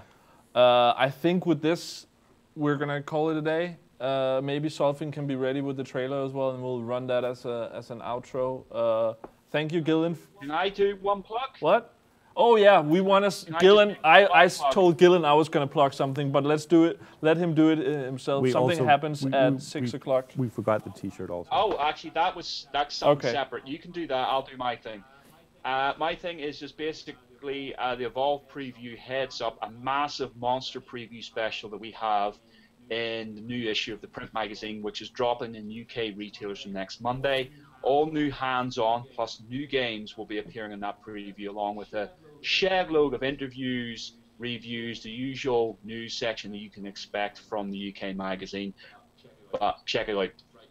Right, you do. Okay, but that was tomorrow, right? We have something going up at 6, right? We can't talk. Yeah, I don't No, think so we can can't say actually that. what it Tune is, in but, tomorrow, and then at the end of the stream tomorrow, I'll let you know what goes up on the site at 6. More good stuff. We forgot about the T-shirt. Oh, we forgot about the T-shirt, but I don't think maybe we'll either. We'll pick someone out of chat, I guess. Yeah, or maybe we'll do it tomorrow in the comments. You know what? Go, everybody watching, or if you're watching the video, let's say Friday, will have looked through all the different sites and on YouTube. My favorite comment on this stream, we'll get a T-shirt, and I'll contact you through your Gamereactor account. So go comment on the video when that goes up of the stream. What you think, join the discussion, all that, and you can win. This is actually the T-shirt I'm wearing. We all got one at Evolve, but Rasmus is donating his. Yep. Mostly because it's an XL and I'm not. And yeah, I think very nice T-shirt actually. So go comment, you can get that. And with that, thank you for joining us, and be back tomorrow where we have some PlayStation Plus talk. We have a Sony rep in, talk PlayStation Plus, and play Outlast, I think it was. Yep. So join us for that tomorrow. See you guys.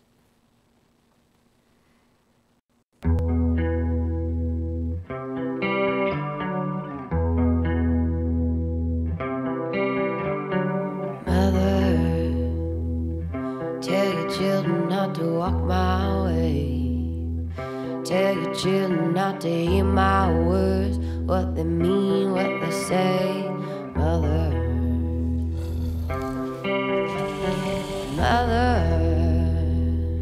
can you keep them in the dark for life? Can you hide them from the waiting world? Oh, mother, I to see your light. But if you wanna find hell with me, I can show you what it's like. Till you're bleeding, I'm not about to see your light.